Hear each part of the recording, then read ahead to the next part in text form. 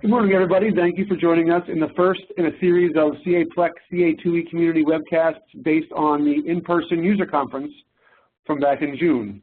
Today we're joined by Mike Amundsen from API Academy. He's going to present Beyond Source Code, the convergence of DevOps, microservices, Internet of Things, and RAD tooling. Before I hand off to Mike, I just want to remind you that if you have any questions along the way, please use the Q&A feature in WebEx. If you don't see the box in the lower right of your screen right now, please click on the question mark icon in the upper right, and it will open up for you. With that, I'll hand things off to you, Mike. Thank you for joining us today. Excellent. Thank you very much, Len. Hopefully everyone can hear me okay. Feel free to post a message to me if I'm not speaking clearly enough. I'm really excited to be here and to talk about this notion of beyond source code. One of the challenges I see as we visit customers around the world is challenges with the code itself. We've done a fantastic job in the last 8 to 10 years with deployment once we check in the code. So deploy, continuous deployment, all sorts of testing models, all sorts of packaging, containers, so on and so forth. But we've got another challenge that we need to face, and that's what happens before check-in. And as I talk to people around the world and we talk about this subject, several things keep coming up over and over again. So that's really what I wanted to talk about here today and get us to start talking amongst ourselves about. Again, this is me, Mike Amundsen. You can find me at Mammond on lots of places like Twitter and LinkedIn and GitHub and lots of other social networks. And I would love to hear from you. If I'm not following you yet, I would love to be able to follow you and see what you're talking about, and I would love for you to follow me as well. As Len mentioned, I work in a group called the API Academy. API Academy is a very unique group within CA. We're not a product-specific group, but a best practice and research group, and we're scattered all over the Northern Hemisphere in Canada, in the US, and in Britain. And a lot of the things that you hear me say today are not just from me, they're actually the outgrowth of a lot of research and talk amongst the Academy group themselves. So here's the things I wanted to talk about in this notion of beyond source code, getting past the idea of source code. I want to talk a little bit about computing, communicating, and scaling. Most of these things are stuff that we probably think about every once in a while, but hopefully we've got some new ways to illustrate it.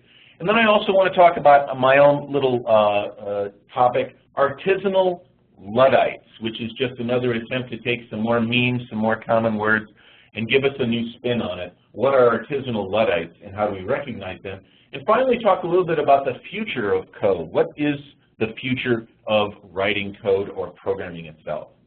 So when I talk about the future, often what I want to do is I want to go ahead and reach back and look at the past a little bit to give us some perspective. So here we go. This is the computing division, the computing section of the US Census in the 30s, 20s, 30s, and 40s. This is how we actually computed census. These are computers. Each individual person is computing, and therefore they were called computers back then. And this is what computing was. It was actually using these high-tech tabulating machines in order to get answers to questions. Of course, by the 50s, late 40s, early 50s, we started building a different kind of tabulator or computing machine, and they were all run by tubes and wires. So we actually programmed them. We actually set them up by actually plugging wires into various locations to complete circuits. And these individuals were actually referred to not as programmers, but as operators, because these machines were seen as really incredibly complicated tabulating machines.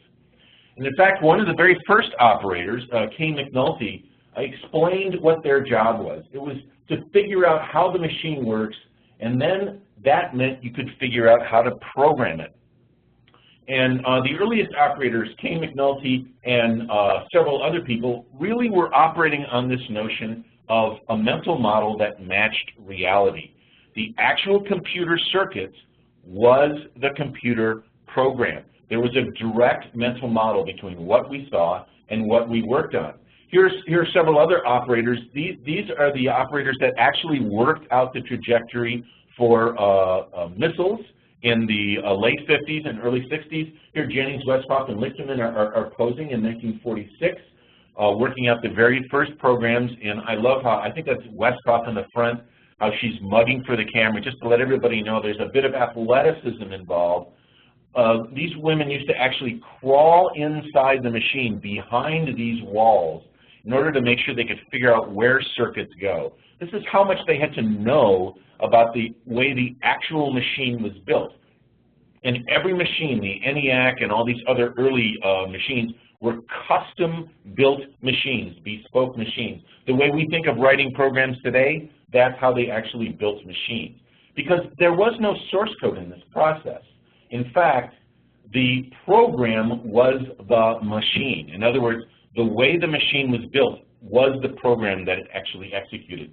The additional wiring and matching up of circuits were to help get a particular mathematical result, but each machine did its own special work. Here's another shot of a later model. I think this is called the EDIAC, and in the front there you see John von Neumann mugging for the camera as if he's actually twisting a knob. I'm sure he actually knew nothing about what really went on in these machines. He was not an operator. But he was, of course, critical towards the design of computing. Von Neumann comes up with this notion of the idea of storing data and storing a program in the exact same location and using a CPU or a central processing unit and a clock. So this is what it took to actually create programs. You built a machine and then you had operators work on it. Now, one of the amazing advances in computing at that time in the early 50s was the idea of tape, that you could actually start to virtualize the wiring by using punch tape. So punch tape and then magnetic memory, ferrous and magnetic memory comes along and actually completely changes the notion of what's possible to do with a computer. There's more abstraction now. The punch tape and the memory cores make it possible to actually store and replay a particular set of wiring diagrams or a particular program. This is one of the earliest programs. Actually, there was a language just before COBOL that was worked on, but COBOL becomes one of the common languages in the 50s. And of course, COBOL was created by, oh my goodness, I've forgotten her name already. It'll come up a little bit later. But the very first programs were created on this sort of this paper tape, this idea of this paper tape. And this is an incredibly diverse photo, by the way, in the late 50s, which I thought was really quite entertaining as well. But this notion of a program now actually changes the way we think about computing. Suddenly, the computer is no longer the thing. We have an abstraction, the difference between the way humans think and the way machines think. So in the early 60s, we get this notion of human-computer interaction, the idea that there's a difference or the dissonance between what computers do and what humans think about. So yes, thank you very much. Somebody actually helped me out. Andy helped me out. It's Grace Murray Hopper, who becomes the first admiral in the Navy, first female admiral in the Navy, and teaches hundreds and hundreds of military individuals how to program. She is the driving force behind COBOL and so many other things. Thank you very much, Andy, for helping me out. So now here's the thing. Now there's source code, and the machine is no longer the program. The machine is actually the code for the program, right? So now source code actually becomes the way we think of machines. Grace Hopper gives us this way of thinking about programming machines in an abstract kind of way, which I think is really quite amazing. And of course, as soon as we start thinking about programming in this abstract way, we have to start communicating differently among each other. We actually end up translating our ideas into this program, which is then translated into this machine. So communicating becomes very important. So here's another very important gentleman in this era, and this is Melvin Conway. Melvin Conway worked for Sperry Rand Corporation, which originally was Remington Rand. It was merged into Sperry Rand, and they're in the business of creating these custom bespoke computers in the early 60s. And he starts to notice something. He starts to notice that the way we organize our teams in order to create these very sophisticated machines, and by the way, this includes the early space program in the United States, the way we organize becomes very, very critical. he says that we're starting to create what are called project-based organization. People who come together for a specific job, they come together for a particular project. They've got some special skills, some special knowledge, and they come together to solve a problem in one specific way. So Conway, noticing how this is playing out, writes an article in 1968 called "How Do Committees Invent?" And he submits it to the Harvard Business Review because he says the way people get together and the way people behave is incredibly important for the output or the effects. Well, Harvard Business Review rejects the article, and Conway later says he understands why it actually wasn't really well written at the time, even though the idea was sound. He finds another magazine that will print it called Datamation, and this is actually the print layout of this article, How Do Committees Invent? If you haven't read this, it's a very short article. It's well worth reading. We'll review some of the details, but I want to encourage you to take a look at it. The main thesis of his article, which appears towards the very end, which is one of the reasons that the Harvard Business Review rejected it, is that any organization that designs a system is going to produce a design whose structure is a copy of that communication structure. Now, that's kind of a really dense statement, so we can break it down a little bit. But what Conway's really trying to say is a system's design is a copy of the organization's communication, or the way they talk to each other. Communication dictates design. So in 1968, Melvin Conway is starting to, or 67, Melvin Conway is talking about this notion that the way we communicate dictates the design we create. Now, we now call that Conway's Law. If you've been spending any time in microservice area or DevOps, you've probably heard the idea of Conway's Law. Conway's Law is affecting how we organize teams in order to get the output we want.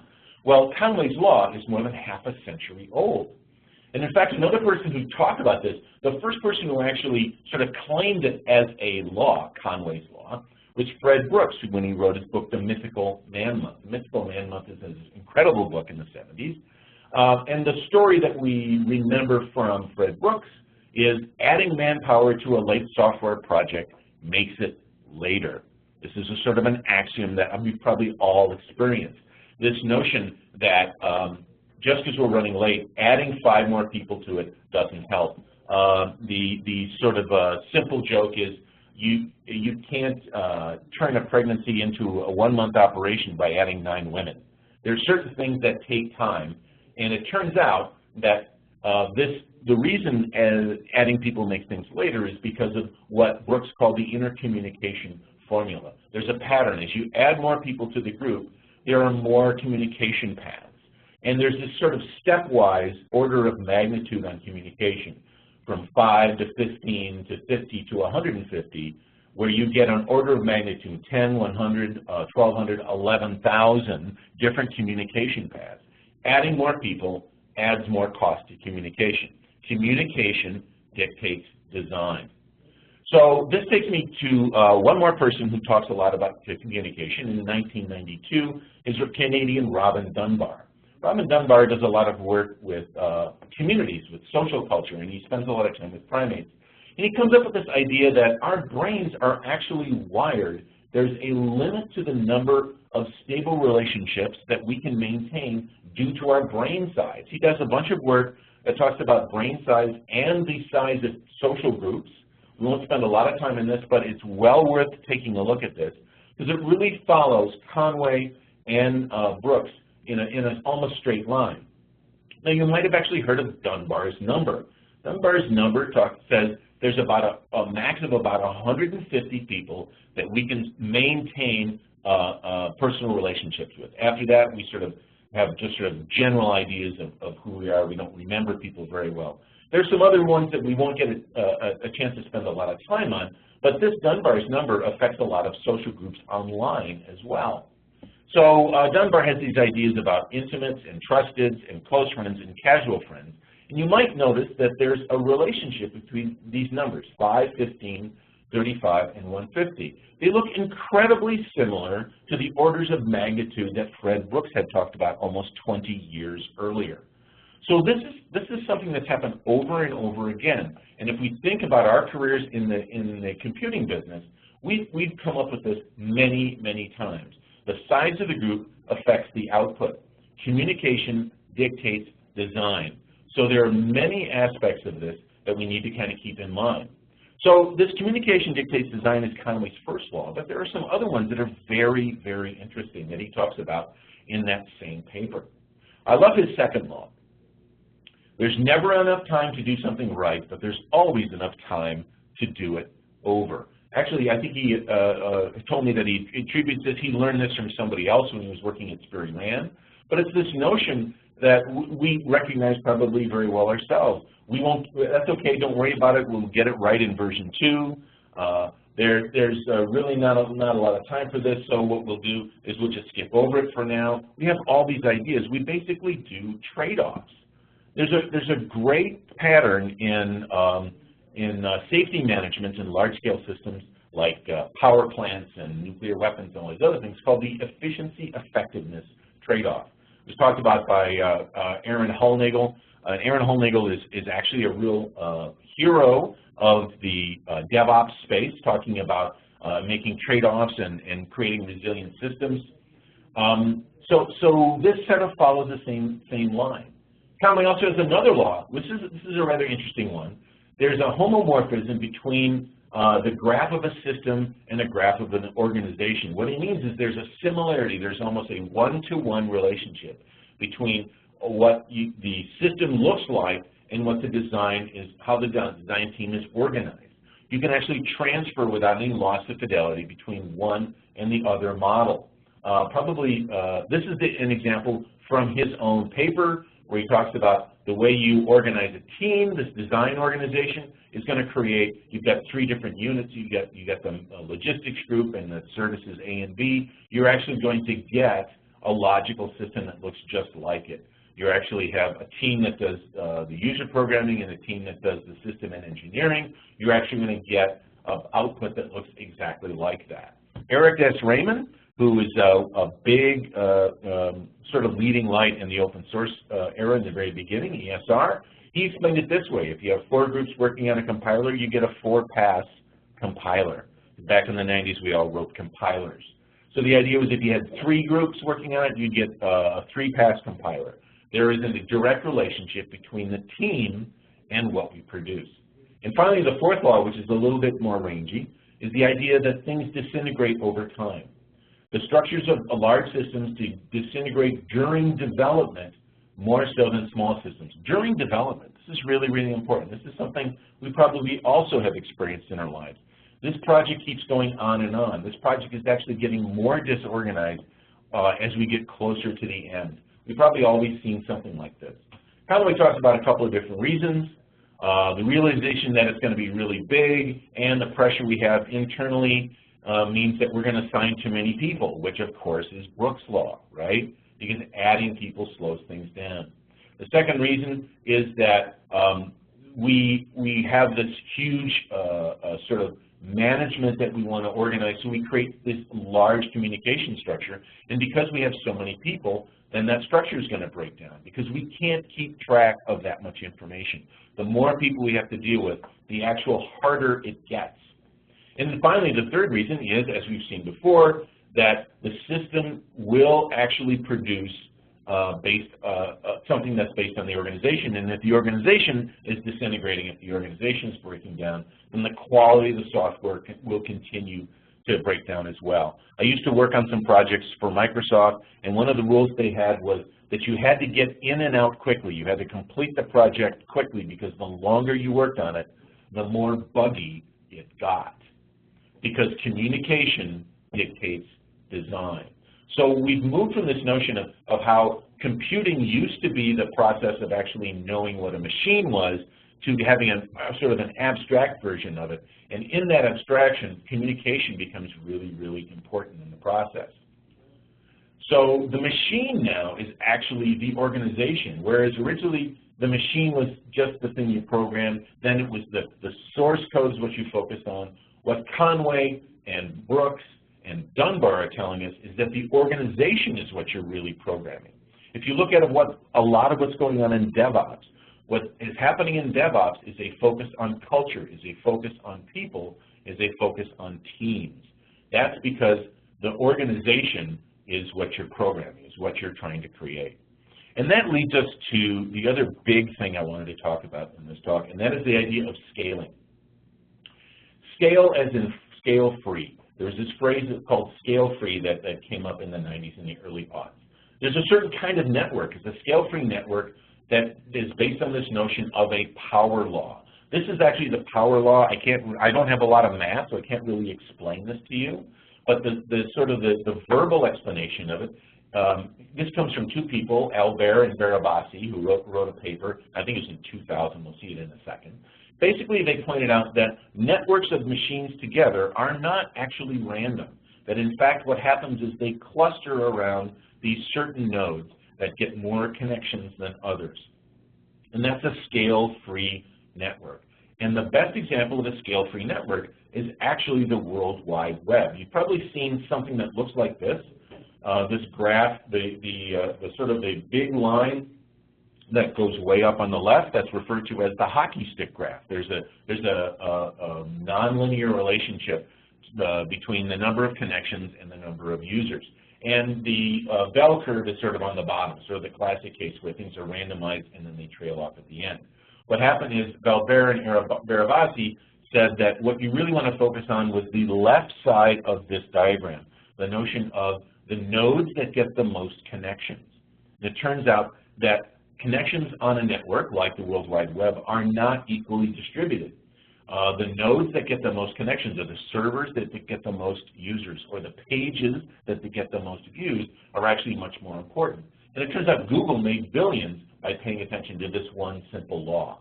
Here's the paper called The Emergence of Scaling in Random Networks. I recommend you take a look at it. I will be honest, I kind of had a hard time with some of the math, but you may not. But it's a great way to start understanding the way the World Wide Web actually works in real life. It's not a random set of connections. It's not really a set of connections that we can monitor, can control. What we can do is find out that there are certain nonlinear connections. And in fact, this leads us right back to scaling in code. So originally Yahoo was a company that tried to create this sort of hierarchical graph of everything that was important on the web. That was the early search engine. Google took a different approach. Google said, look, I just want to know the pages that are interesting. I want to know the connections that are interesting, and I'm going to monetize those. Google outstripped Yahoo within 5 years because they understood that it's the power law network, not the random network. And this applies to code in a unique way. Most of us through the 90s and the aughts wrote code that was highly hierarchical and organized. This is actually a base class hierarchy from one of the Java libraries. But it turns out code as hierarchy is very, very brittle because that's not how code normally wants to behave. It turns out most of our bugs in code are actually in the hierarchy or in the relationships or in the inheritances or in the cooperative bits and pieces that we're trying to arrange. Not often in the algorithms that actually compute the tax or compute the number of people who are approved for a loan. It's in the relationships instead. And it turns out the more code we write, thank you to Grace Hopper, the more code we write, the more bugs we get.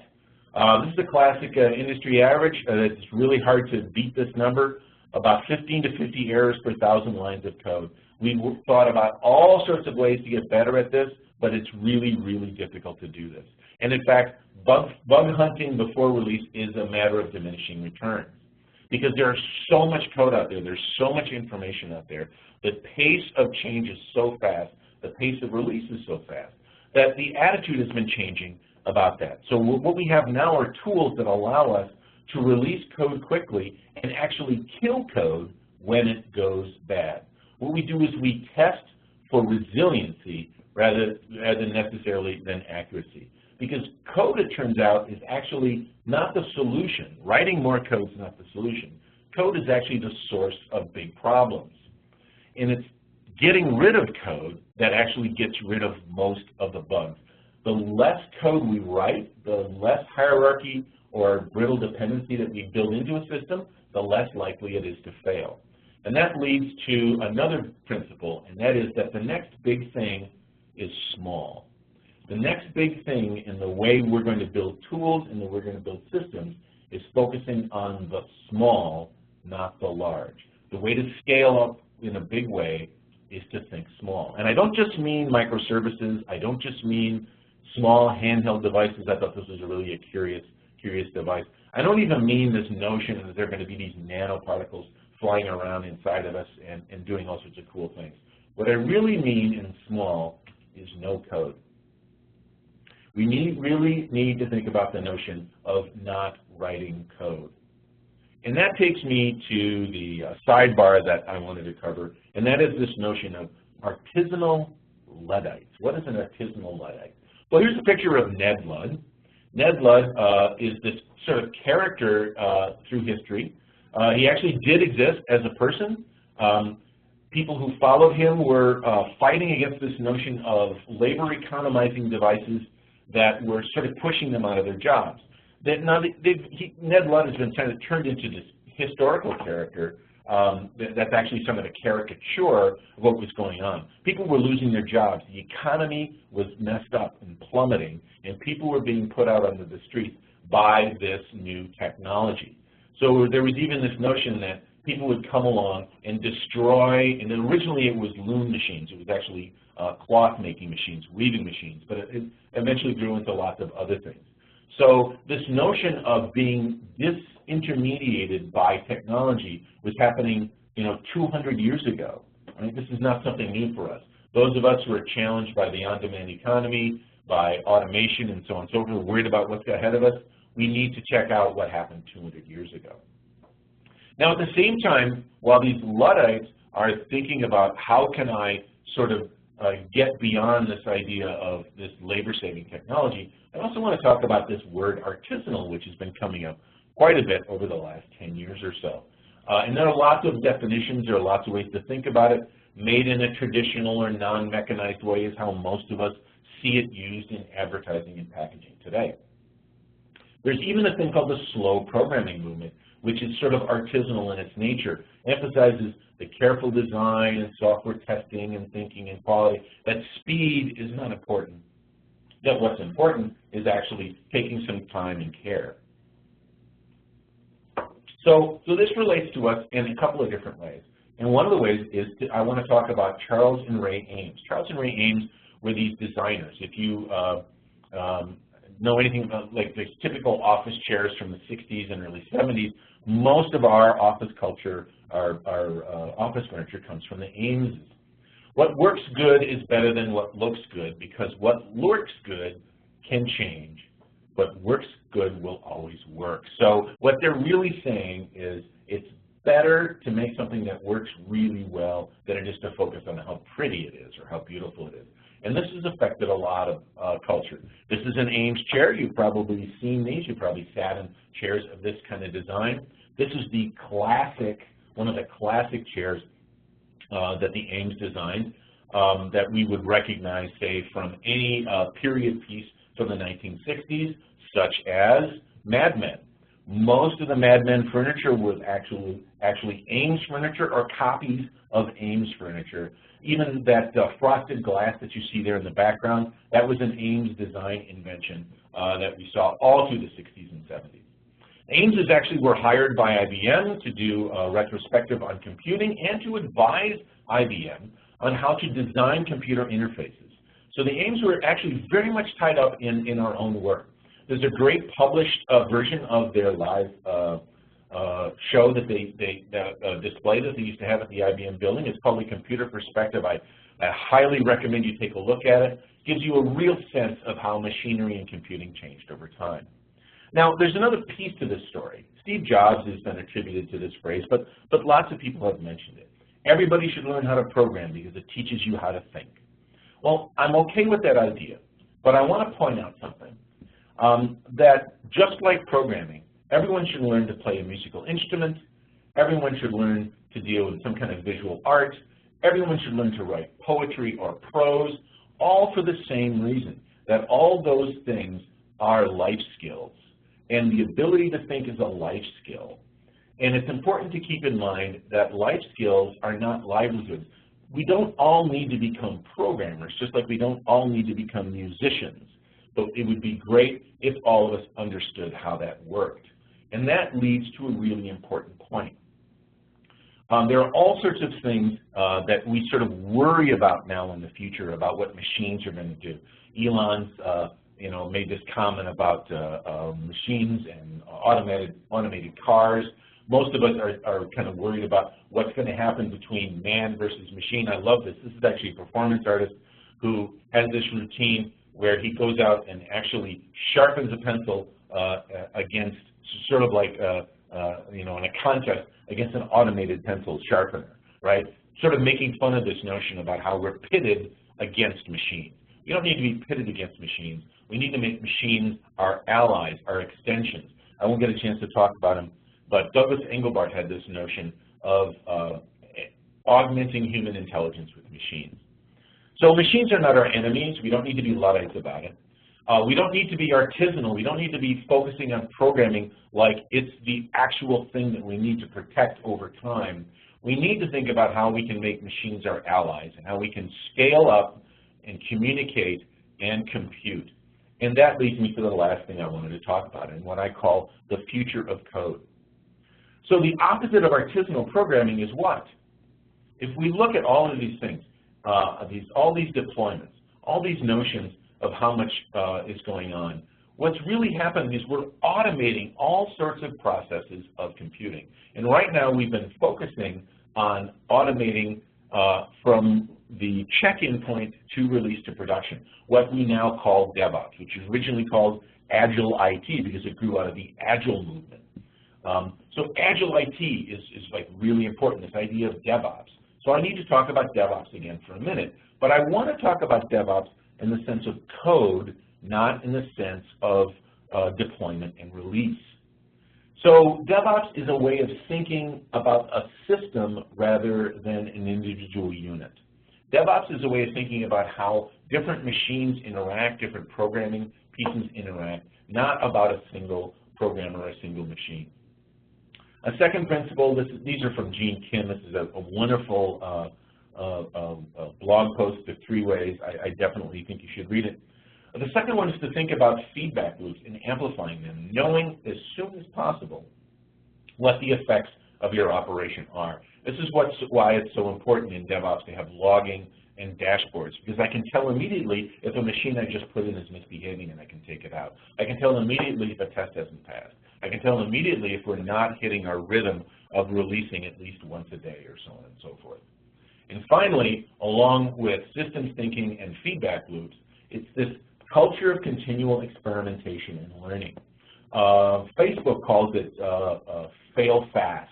The notion that you move quickly, don't worry if you're going to fail, because you're going to do it lots and lots of time. You iterate.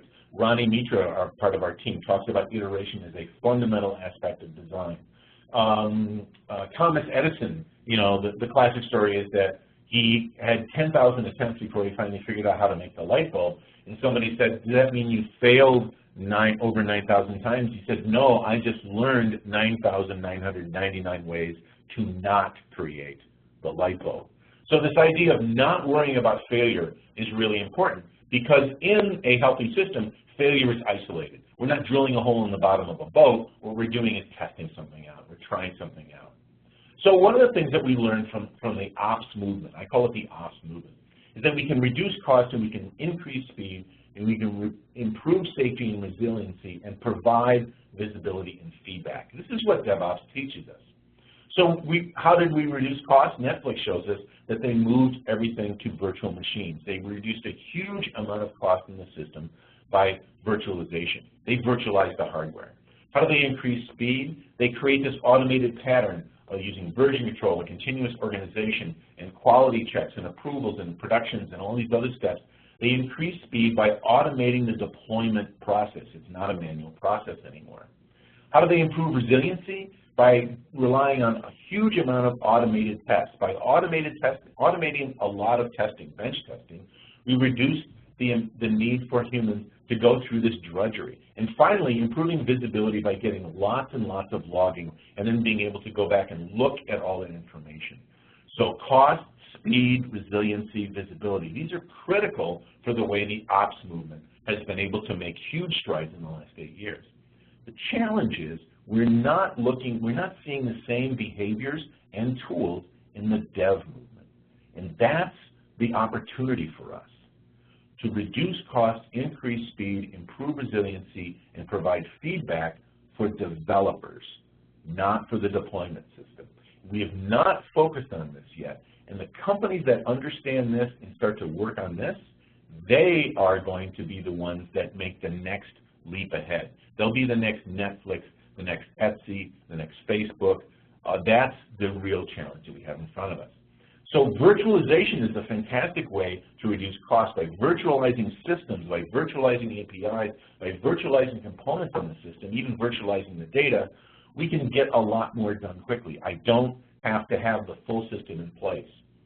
We can increase speed by automating code. This is the thing that we used to think was really important 15 years ago, but we got out of the business of doing it, automating code. The code that we do have to write should be as automated as possible, because when it's automated, it can be analyzed, just like automated tests can be analyzed. There are a lot of red-green experiences we can do in code. It should actually be impossible for us to create network interfaces that break some existing client. That should be a red. That should be a no-compile kind of experience. It should be easy for us to create new interfaces, so easy that we can throw them away. This is another, a throwaway concept is another one that comes from RAD. Improve resiliency by actually analyzing that code, code analytics, not analyzing compiled code, not analyzing the interaction of systems, that's in the ops space, but actually analyzing the code itself and relying more on code analytics. And again, providing the same visibility. There are lots of visibility opportunities for both runtime and code time on the actual transactions that are going through the system and the code pieces that are successful and failing. Especially when we get into the microservices space, we can isolate so much of code behavior into small modules. So this is really, really important, this notion of reducing costs, increasing speed, and improving resiliency and enabling visibility on the code side. So what does this tell us? Originally, we had this notion of programs actually being the physical machine itself. You know, the program was the machine. That had almost no abstraction to it. It was exact and physical. Grace Hopper teaches us to actually start writing programs that we can abstract the machine into paper. The machine is now the code itself. That means that communication is incredibly important, that communication dictates design, and that means that we're focusing on teams. You know, the story with Bezos and Amazon is 2 pizza teams. If you can't feed the team with a couple of pizzas, then the team is too big. The military always uses the notion of squads, of 5 people in a squad. SE actually uses the squad model. Dunbar tells us that our intimate friends, people that we have a sort of a shorthand with, is the level of 5. So very often you can create a team of 5 people who can move very, very quickly through a particular project because they understand each other really, really well. And we can pay attention to the scaling as well. So the machine becomes the organization. Now we can talk about using Conway's law to set up our teams in order to get the software that we want. And then we have this notion that Albert and Barabasi taught us about the network power law, that the machine is actually the network, that we program the network. We use the organization and then we program a network. And we pay attention to not hierarchies, but to relationships in these nodes. So we can virtualize systems, we can eliminate code or automate it, we can do code analysis, and we can visualize how that code is running. That's how we're going to get to the next level. What we're going to do is reduce the opportunity for bugs. We're going to bridge the gap between artisans and hierarchies and now onto networks, non-random networks. This is a great blog entry by Ken Barnett, which I recommend that you read, where he talks about this very same notion, the difference between artisans and hierarchical organizations and networks. So there are 2 quotes I want to end with. So this is a great quote from Grace Hopper. Break away from sequential. State definitions and priorities and descriptions, relationships, not procedures. She said this half a century ago. It's such an incredible thinker. Aims, we talked about aims. Recognizing the need is the primary condition for design. We know what we need. We need to start designing to make a difference. And then I love this quote from Joseph Miller, who's a biologist and systems thinker. Those who ignore the mistakes of the future are bound to make them. We have opportunities to get past the mistakes we're going to make. If we think about this enough, we can avoid those mistakes. And I think that's an incredible way to think about going beyond source code and actually getting into the business of creating applications that help augment ourselves. And that's what I have for a presentation today. I think we've got time for some questions. I'd be happy to entertain any questions if you want to post some. I'll just go ahead and read them as they appear, and I'd be happy to answer anything you like. If you just want to type in a question, I'd be happy to answer it. Let's see if we've got any here yet. None yet. Nothing yet, Mike. Thank you very much. While people are typing, hopefully, I just want to remind everybody on the call that we are hosting CA2E office hours tomorrow at 11 o'clock. So if you have any questions about 2E, please come join us. It's an online chat we do right here in WebEx with the 2E product and support teams. And I also want to let everyone know that that later today we will be posting the replay for this session along with Mike's presentation as a PDF that she's going to be providing for me later. Yeah, I'll definitely provide the slides that you can take with you, and then you can match those up to the video as well. You can share the video. Awesome. Still no questions, but we'll wait another minute or two. Sure. Just in case someone's asking a long question. Absolutely. And if you don't think of them now and you want to contact me later, can they go on the community boards, Len? Absolutely. Yeah, I was going to just suggest that. So if you're thinking of a question later, go out to the community. You can either comment on the replay post that I'll be doing later. I'll be writing an event recap blog post later. That's probably the best part to do it. And if Mike doesn't see it after a day or so, I'll make sure that he sees it. Yeah, I'll try to make sure and monitor it, but Len can help me out if I miss. Absolutely. Yeah. And so it doesn't look like we have any questions today. So I guess maybe we should just wrap up then. Okay. Thank you, Mike. Thank you very much. It was a great session, and I look forward to talking to you soon. Okay. Take care. Bye-bye. Thanks, everybody.